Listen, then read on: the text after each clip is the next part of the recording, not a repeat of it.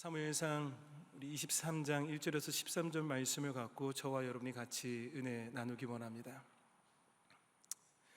너무나 간단한 질문일 수 있겠지만 한번 물어보겠습니다. 여러분은 기도하십니까? 가장 침묵할 수 있는 단어의 질문인 것 같아요. 여러분들은 얼마나 기도하십니까? 어떻게 기도하십니까? 기도가 왜 중요한지 아십니까? 다 우리가 말할 수 있죠. 더 중요한 거는 여러분은 기도하십니까? 기도는 영혼의 호흡이라고 말했습니다. 호흡한다는 것은 호흡하지 않으면 죽는다는 걸 말하죠. 우리 육체가 호흡하지 않으면 단 몇 분 만에 우리는 정신을 잃을 수밖에 없을 겁니다. 한마디로 기도라는 것은 내 영에 또 내 신앙생활에 내가 살아가면서 사회생활 가운데 주님과의 관계 가운데서 반드시 해야 될 정말 중요한 부분이 바로 기도입니다. 우리는 기도가 너무나 중요하다는 것을 알고 있습니다. 늘 많은 순간, 많은 시간, 많은 성경 공부 가운데 기도해야 됩니다. 기도해야 됩니다고 말합니다. 요즘 들어 그 팬데믹 이후로 많은 성도님들과 신방을 하거나 전화 신방을 하거나 대화를 나누면 다들 이런 말을 하세요. 회복되고 싶어요. 너무나 많이 오랫동안 힘들었습니다. 예배를 드리지 못했습니다. 우리가 기도가 필요합니다. 기도가 더 부르짖고 싶습니다. 이런 말들을 많이 합니다. 왜 기도를 하지 못할까요? 우린 그걸 알면서도 왜 기도를 하지 못할까요? 아니, 왜 기도를 안 할까요? 두 가지입니다. 기도를 안 하는 것의 이유는 두 가지입니다. 하나는 내가 너무 게을러서예요. 정말 중요한 거 압니다. 기도가 너무나 중요한 걸 알아요. 그러기에 기도를 하지 못하면 한동안은 죄책감에 빠집니다. 근데 그 죄책감의 시간을 벗어나면 뭐죠? 자유롭습니다. 이 자유로운 시간을 벗어나면 뭐죠? 나의 세상입니다. 이제 기도는 더 이상 나와는 상관없게 되는 거죠. 두 번째 이유는 기도가 필요하지 않기 때문에 기도 안 하는 겁니다. 왜요? 하나님은 내 기도를 안 들어주시기 때문에. 두 가지 이유예요. 기도를 필요가 없다고 생각하는 것도. 하나는 하나님이 내 기도 제목을 지금까지 별로 들어준 게 없는 것 같아요. 이렇게 기도했는데 주님, 이것이 정말 중요합니다. 이것이 정말 필요합니다. 나에게 이 기회를, 나에게 이 순간을, 나에게 이 선택의 기로에, 나에게 이 귀한 부분을 허락해 주세요. 간절히 기도했지만 순간에 그 시간에 하나님께서 안 들어주시는 거예요. 그래, 한 번은 그럴 수 있지. 두 번, 세 번 할 때마다 하나님은 나의 기도를 들어주지 않는다고 생각하면서 기도를 안 합니다. 또 하나는 내가 굳이 기도할 필요가 없다는 거예요. 왜냐하면 하나님이 다 알아서 하시는데, 하나님이 이 천지를 창조하시고 다 역사하시고 다 운행하시는데 굳이 나의 조그만 사건 하나를 갖고 하나님을 괴롭힐 필요가 없다 하면서 기도 안 해도 하나님은 다 알아서 한다 하면서 우리는 기도를 안 합니다. 저는 이 두 가지를 생각하는, 한마디로 기도가 너무나 중요한데 기도의 시간과 기도의 마음을 놓쳐버린 자들에게, 또 하나는 기도가 필요 없다고 기도를 안 하는 분들에게 동일하게 오늘 본문의 말씀을 함께 나누길 원합니다. 이 다윗의 기도를 소개하고 싶어요. 구약의 많은 인물들을 보게 되면 하나님 앞에 기도합니다. 하나님 앞에 무릎을 꿇고 기도하면서 주어진 순간에 어떻게 해야 될지, 더 나아가서는 하나님께서 말씀하셔서 어떻게 너가 그거를 해야 될지 많은 이들에게 말하라고 말합니다. 한마디로 전달하기도 하고 자신의 힘듦을 고백하기도 하면서 하나님과의 계속적인 관계를 갖지만, 구약에 그래도 가장 대표적으로 우리가 더욱더 많이 그 기도의 내용과 기도의 자세를 볼 수 있는 것은 다윗입니다. 다윗은 어떻게 하나님 앞에 기도를 했는지, 기도할 때 어떠한 내용을 갖고 어떠한 방법으로 어떠한 문장을 갖고 어떠한 감정으로 기도했는지 우린 너무나 성경을 통해서 잘 알 수 있습니다. 단지 단면적인 모습이 아니라 입체적으로 다윗의 방법과 다윗의 기도의 내용을 볼 수 있죠. 기도의 내용은 어디서 볼 수 있나요? 시편을 통해서 볼 수 있습니다. 저와 여러분이 지금 성경 통독이 어디 부분인지 아시죠? 시편 마지막 부분이죠. 시편의 많은 부분을 다윗이 썼습니다. 단지 쓴 것이 아니라 다윗의 기도문이죠. 그 기도의 내용을 보면은 너무나 솔직합니다. 주여, 저 원수를 죽여주세요. 주여, 나 죽겠습니다. 주님 하면서 자신의 있는 그 모습 그대로를 하나님 앞에 부르짖습니다. 그러면서 그 마지막 내용을 보면 주님밖에 없습니다라는 신뢰의 부분으로 끝납니다. 자, 그러면은 다윗은 어떤 상황 가운데 그렇게 기도했을까요? 사무엘 상하의 역사서를 보게 되면 우리가 쉽게 알 수 있습니다. 다시 어느 상황에 놓였을 때, 어떤 위험한 상황에 놓였을 때, 그가 죄를 지어서 잘못되어지고 회개하는 상황에 놓였을 때, 그 모든 순간순간마다 다윗이 주님 앞에 기도하는 것을 보게 됩니다. 자, 그 중에 오늘 이걸 그일라 사건이라고 말하고 싶어요. 그일라에서 이루어졌던 기도의 자세를 한번 보기 원합니다. 아마 여러분들이 그일라 내용을 잘 모를 것 같아요. 많은 다윗의 업적과 다윗이 하나님과 함께했던 사건들이 많지만 이 그일라의 사건은 아주 짧지만 또한 우리가 잘 접하지 못한 내용일 수도 있습니다. 한번 이 시대적인 배경과 상황을 여러분에게 간단하게 말씀드릴게요. 자, 지금 저와 여러분이 같이 함께 눈으로 또 입으로 열어서 읽었던 이 본문의 말씀의 배경은 다윗이 지금 도망자 신세에 놓여 있을 때입니다. 누구한테 도망하냐? 어떤 이웃이 아니라 그 나라의 국가의 왕을 피해가는 거죠. 사울이 다윗을 질투하면서 그를 죽이려고 합니다. 그렇기 때문에 21장과 22장을 통해서 다윗이 친구 요나단과 헤어지면서 그는 도망자로 갑니다. 그래서 노베 가서 제사장 아히멜렉을 만나고, 더 나아가서 가드왕 아기스에게 가고, 또 아글람 굴에 갑니다.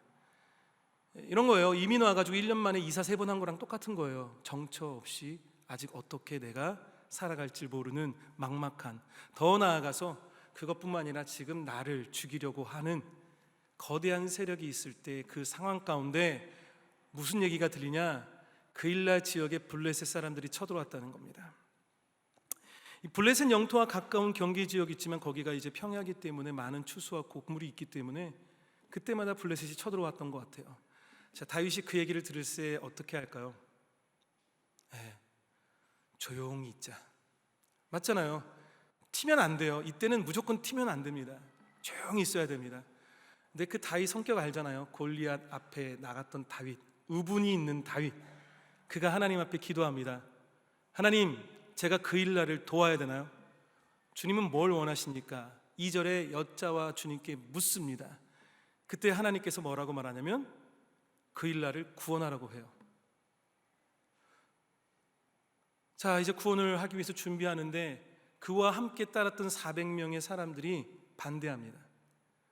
충분히 우리가 이해가 되죠. 왜 반대할까요? 그렇게 하면 노출이 되고 사울이 그것을 들으면 분명히 자기를 찾으러 올 것이고, 그리고 이 상황 가운데 전쟁에서 이길지 질지도 모르는 상황 가운데 우리는 계속적으로 보호하고 계속 세력을 키워나가야 되는데 누가 생각해도 이것은 맞지 않는 것 같은 그런 선택이겠죠. 그를 막습니다. 그때 다윗이 다시 한번 주님 앞에 기도해요. 주님, 제가 그릴라를 구해야 됩니까? 이 4절에 그렇게 얘기할 때 하나님께서 변치 않게 말씀하십니다. 그릴라를 구원하라. 자, 우리가 이럴 내용을 잘 보세요. 400명의 사람들은 하나님을 믿었습니까? 믿지 않았습니까? 다시 물어볼게요. 믿었습니까? 믿지 않았습니까? 유대인들이에요. 하나님 앞에 경배를 했겠죠. 자, 그들은 입이 있죠. 그들은 기도했을까요? 안 했을까요? 주님, 막아주세요. 다윗의 저 마음을 막아주세요. 주님, 우리 아시잖아요. 이 현실을, 이걸 피할 수 있게 해주세요. 주님, 그들도 분명히 기도했을 겁니다. 그럼 좀 더 깊게 들어가 볼게요. 그러면 하나님은 다윗을 사랑해서 다윗의 기도를 들어준 걸까요? 다윗이 내가 가장 이뻐하는 사람이기 때문에, 나머지 400명보다 내가 너를 더 사랑하기 때문에 너의 기도를 들어준 걸까요? 아니요. 하나님은 자신의 섭리를 말씀하신 겁니다. 아멘? 아멘? 하나님은 자신이 원하는 것을, 자신이 그들에게 어떻게 할 것을 바라는 것을 말씀하셨다는 거예요. 다윗이 기도했기 때문에 다윗의 기도 제목을 들어준 것이 아니라, 그들이 기도했지만 그들의 기도가 그들이 못나서가 아니라 하나님이 원하시는 내용이 있었기 때문에 그것을 변함없이 그 일날을 구원하라고 말씀하시는 겁니다. 자, 그러면서 다윗이 순종하죠.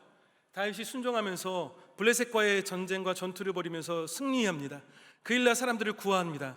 얼마나 좋아요. 해피엔딩이잖아요. 하나님이 말씀하시고 응답하신 걸 내가 순종했기에 좋은 결과가 나와야 되는데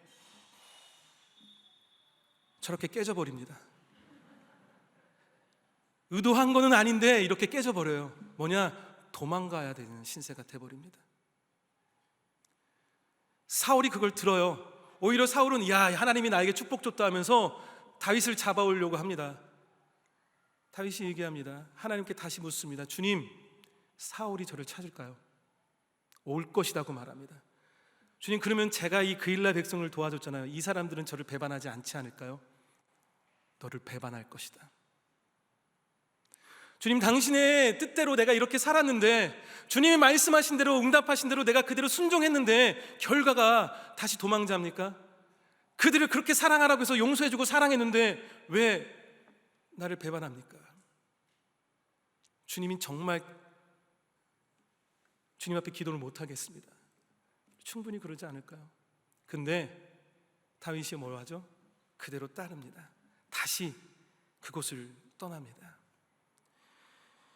그 순간 그 상황을 본다면 마치 하나님의 뜻대로 살았는데, 하나님 뜻대로 살았는데, 하나님 원하는 대로 살았는데, 하나님 말씀하신 대로 살았는데 결과는 너무 안 좋게 끝난 것 같죠?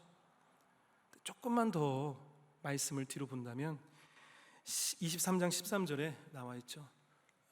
그와 함께한 사람이 몇 명이라고요? 600명이래요. 제가 아까 몇 명이라고 말했죠? 400명이라고 했어요. 400명. 22장 2절에 그가 함께 했던 사람이 400명인데 이 사건 뒤에 그를 따르는 사람이 200명이 더 생겼네요. 그리고 결국 그가 왕이 됩니다. 먼 훗날. 하지만 분명한 것은 하나님은 알고 계셨고 그를 인도하셨고 그 순간에 맞는 하나님의 순종의 부분을 말씀하셨다는 사실이에요. 그게 기도입니다. 자, 뭐가 기도냐? 그게 기도라는 거야. 우리가 기도해야 하는 이유가 단지 우리를 생각하는 거, 이건 너무나 단순합니다. 그게 아니라 우리가 진짜 기도해야 하는 이유가 이 본문을 통해서 저와 여러분에게 세 가지를 말하고 있습니다. 우리가 기도할 수밖에 없는 이유, 우리가 기도해야만 하는 이유, 이 세 가지 중에 첫 번째가 바로 뭐냐면 우리가 기도해야 하는 이유는 하나님께서 우리의 기도를 들으시기 때문입니다. 아멘. 들으세요. 우리가 기도하면 들으세요. 안 들으시는 게 아니라 들으세요. 내가 기도하지 말아야 될 수만 가지, 수백 가지, 수천 가지 이유가 있다 할지라도 단 한 가지 이유, 하나님이 들으신다는 그 이유가 한 가지라면 우리는 기도할 수밖에 없습니다. 왜요? 우리를 만드셨고 천지를 창조하시고 온 우주 가운데도 당신의 놀라운 선한 사랑과 은혜를 우리에게 그리스도를 통해서 보여주신 분이라면, 그분이 들으신다면 우리는 기도할 수밖에 없습니다.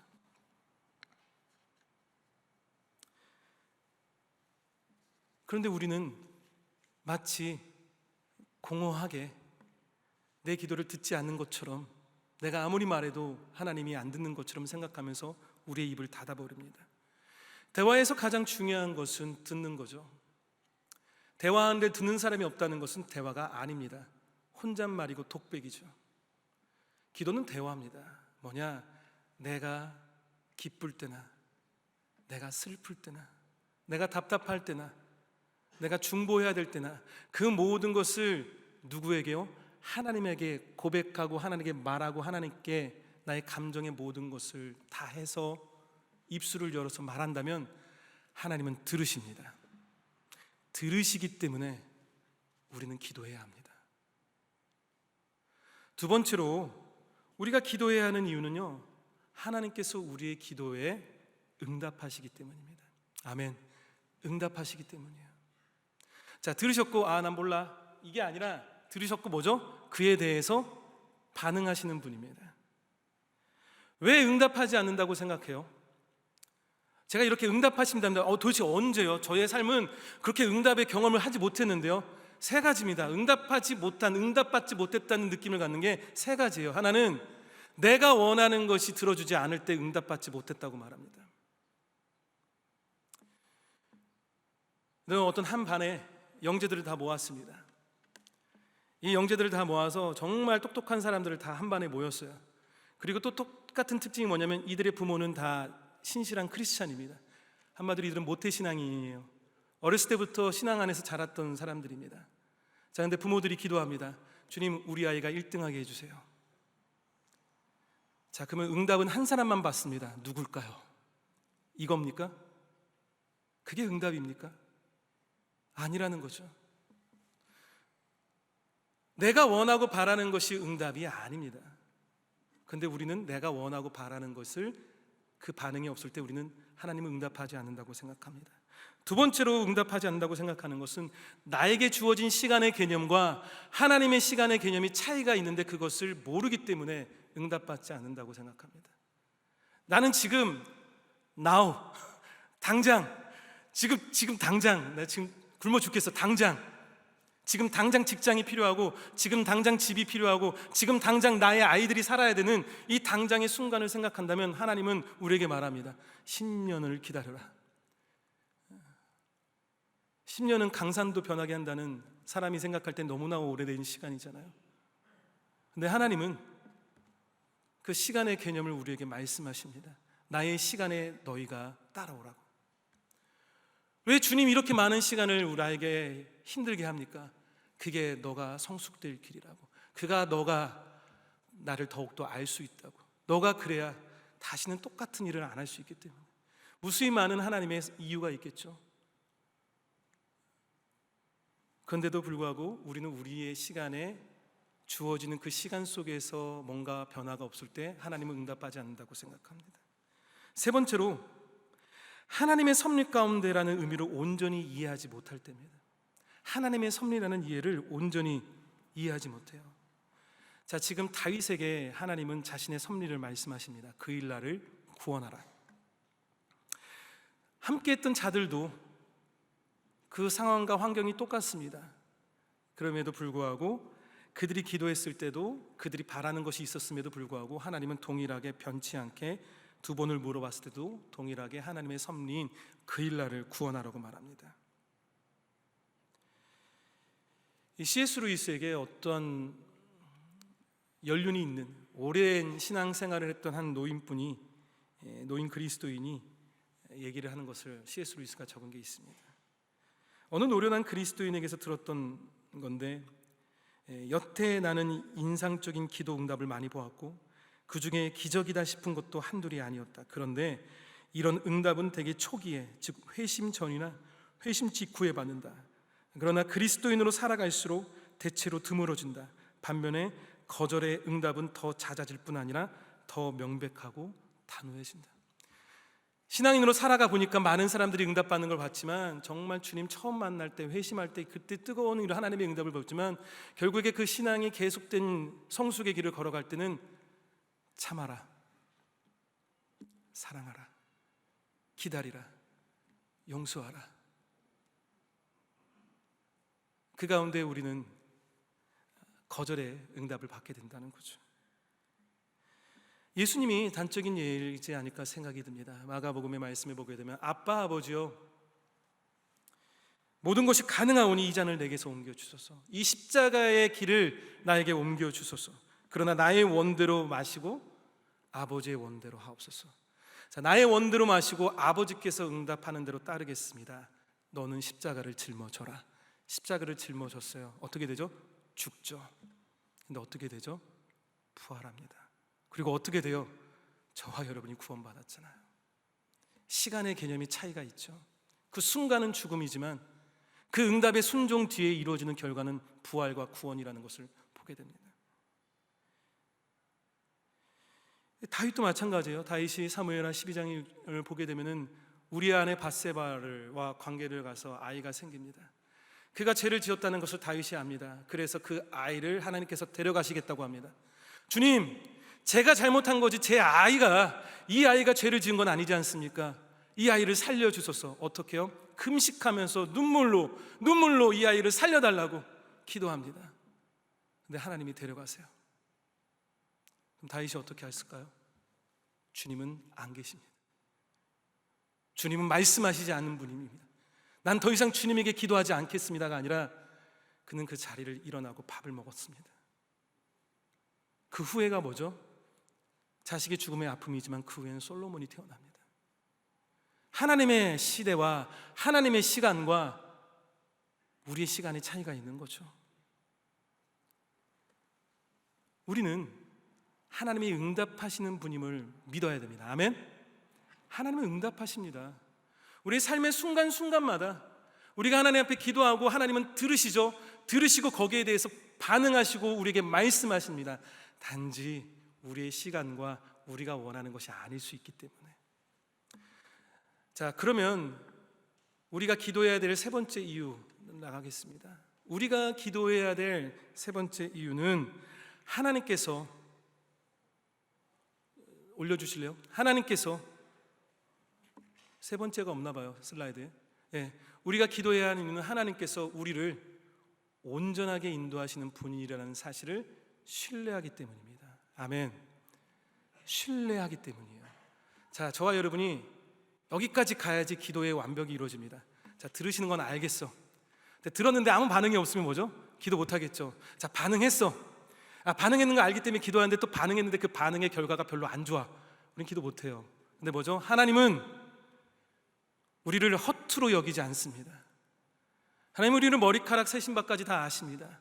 하나님은 우리를 온전히 당신을 따라서 예수 그리스도의 형상을 담기를 원하시고 소망하시고 바라시는 분이기 때문에 우리에게 그렇게 인도하시고 이끄실 것을 우리가 믿기 때문에 기도하는 겁니다.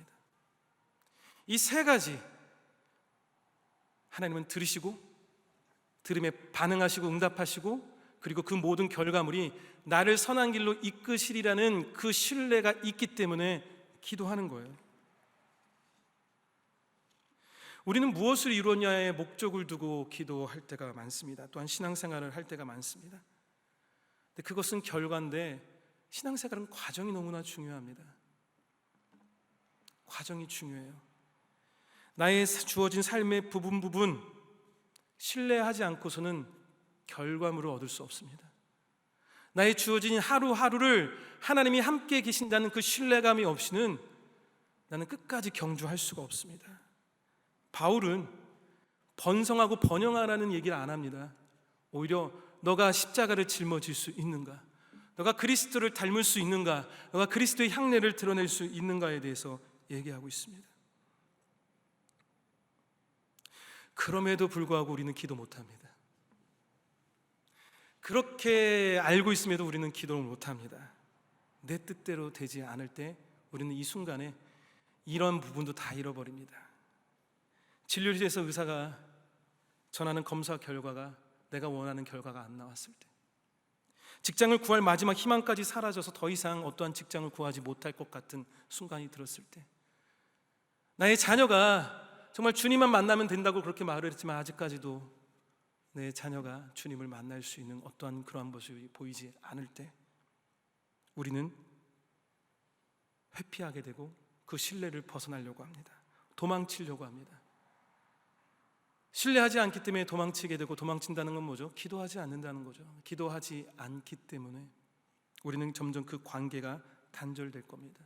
마치 요나가 하나님 말씀을 신뢰하고 순종해야 되는데 그것을 피해서 계속 다른 길로 갔을 때 그가 하나님 앞에 기도를 못할 겁니다. 왜요? 하나님을 신뢰할 수가 없기 때문에. 제 삶을 보면 하나님이 저에게 많은 응답을 주셨지만 많은 응답이 제가 원하는 것이 아닐 때가 많았습니다. 물론 많이 먹게 해주셔서 이렇게 된 결과는 하나님의 응답이에요. 확실함입니다. 그러나 미국 땅에서 오면서 제가 원하고 바랬던 기도의 제목을 보니까 한 70%는 안 들어주셨어요. 주님, 저는 이제 한국 가고 싶습니다. 정말 가고 싶습니다. 가지 말래요. 주님, 저는 떠나고 싶습니다. 아직 있으래요. 주님, 저는 있고 싶습니다. 가래요. 왜 이렇게 나랑 다른지. 짜증날 수도 있지만 한번 하나님이 말씀하신 것을 순종했을 때 그 순종 뒤에 이루어지는 결과가, 내가 좀 힘든다 할지라도 그 순종 뒤에 이루어진 결과를 통해서 하나님 앞에 기도할 때 주님 말씀하십니다. 내가 너를 이끌리라. 내가 너를 인도하리라. 내가 너를 사랑하는데 넌 나를 사랑하느냐? 너가 나를 사랑한다면 내가 원하는 이 길로 가라. 주님, 힘듭니다. 가라. 가겠습니다. 갔는데 너무 힘들어요. 기다려라. 내가 너를 인도하리라. 그게 저의 삶입니다. 지금까지 인도하셨기에 그 하나님을 놓칠 수가 없습니다. 왜냐하면 나를 너무나 좋은 길로 인도하셨거든요. 나를 너무나 좋은 길로 인도하셨거든요. 그 순간의 아픔이, 그 순간에 내 뜻이 안 됐을 때 그 절망감으로 하나님 앞에 나아갔을 때 하나님은 저에게 신뢰의 부분을 주시더라고요. 내가 주님을 붙잡으면 기다려라, 이끌이라, 인도하리라. 내가 너를 절대 버리지 않노라. 이 신뢰가 나의 시간적 개념을 넘어버리고요, 나의 상황을 극복하게 되고요, 나의 환경과는 다르게 하나님이 역사하는 걸 경험하게 됩니다. 다윗을 보기 원합니다. 그가 살아왔던 삶을 본다면 그는 하나님을 놓칠 이유가 많아요. 놓칠 순간도 많고요, 하나님은 없습니다고 말할 수 있는 상황도 많습니다. 맞잖아요. 그는 도망쳤고, 그는 죄를 지었고, 그는 그리고 그 가운데에서 많은 것 얻을 수 있음에도 불구하고 많은 손해와 피해를 보고 살았습니다. 그럼에도 불구하고 그가 놓지 않았기에, 왜요? 나의 하나님은 나를 온전히 이끄시는 분이시라는 것을 신뢰했기에, 나의 음성을 들으시는 분이시기에, 나에게 말씀하시는 분이시기에, 그 말씀이 나를 온전하게 이끄시리라는 말씀이라는 신뢰 가운데 그가 살아간 것을 보게 됩니다. 근데 다윗을 보면, 저와 여러분을 볼 때 저와 여러분은 더 기도할 수 있는 환경과 경험을 했어요. 다윗보다. 뭔 말이야 그럴 수 있습니다. 다윗은 주님을 못 봤어요. 저희는 주님을 봤잖아요. 저희는 주님의 그 놀라운 사랑의 결정체인 십자가의 보혈을 느꼈잖아요. 그 영생의 소망을 경험하셨잖아요. 그 하나님을 봤음에도 불구하고 왜 다윗같이 기도하지 않나요? 왜 기도를 안 하시나요? 왜 기도를 못 하나요?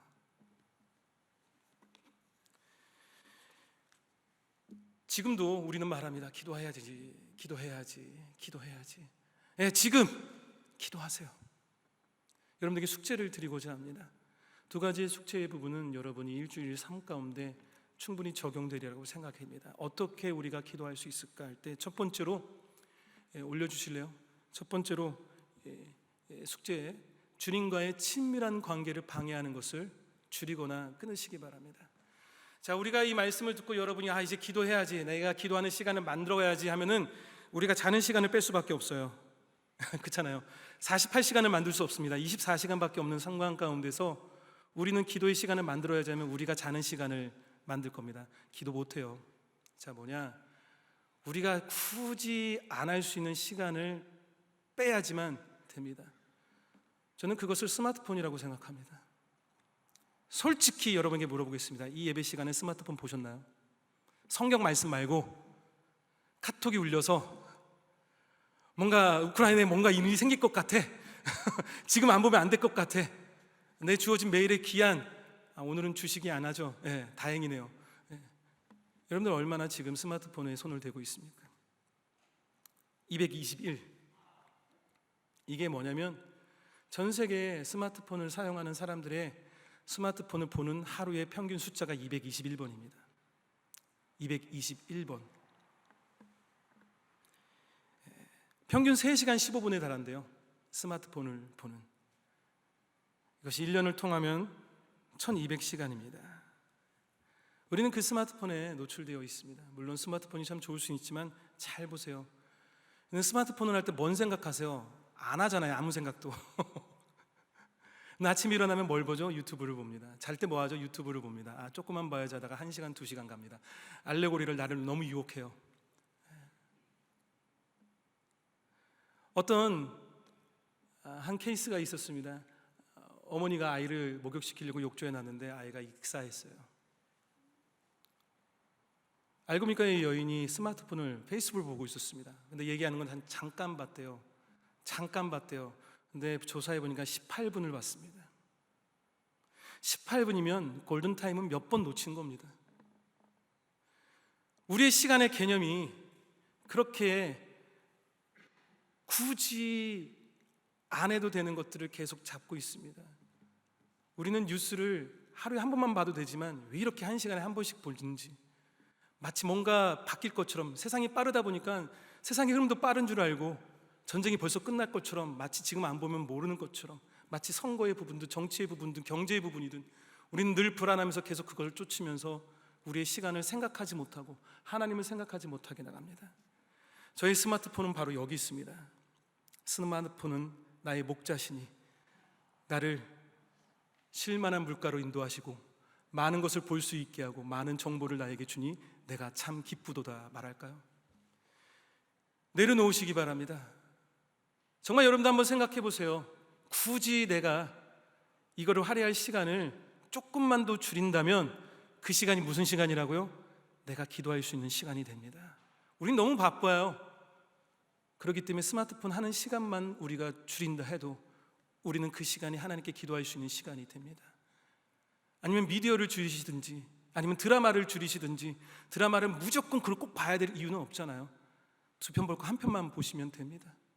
그러면서 우리의 시선을, 우리가 멍 때리는 그 부분들을 줄여 나간다면 우리는 우리가 하나님 앞에 기도할 수 있는 시간을 만들 수가 있습니다. 두 번째로, 그러한 가운데 기도의 시간을 만들었다면 우리는 기도의 자리로 나가야 됩니다. 저희 임마누엘 교회에서는 2가지 기도할 수 있는 예배가 있습니다. 하나는 수요 예배입니다. 매주 수요일 7시 반에 모여서 함께 찬양하고 말씀을 듣고, 그리고 한 목소리로 한 주제를 갖고 기도하면서 또한 우리의 각자의 삶의 부분 주어지는 기도 제목을 함께 그 자리에서 기도하는 시간입니다. 새벽 예배가 있습니다. 매일 5시 45분에 와서 간단하게 말씀을 듣고, 그리고 나의 삶의 하루의 첫 시작을 주님께 기도하고, 나의 삶의 부분을 하나님께 고백하고, 나의 주어진 어떠한 답답함을 하나님께 들으시는 하나님 앞에 우리가 충분히 말할 수 있는 시간입니다.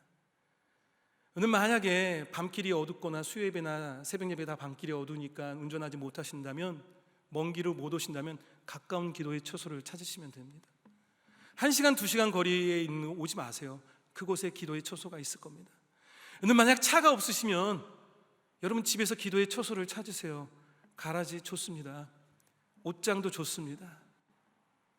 아이들이 다 자고 있는 밤의 시간도 좋습니다. 해보세요. 이곳은 아니다. 그럼 다른 곳을 가보세요. 그러면서 기도의 처소를 만들어 가세요.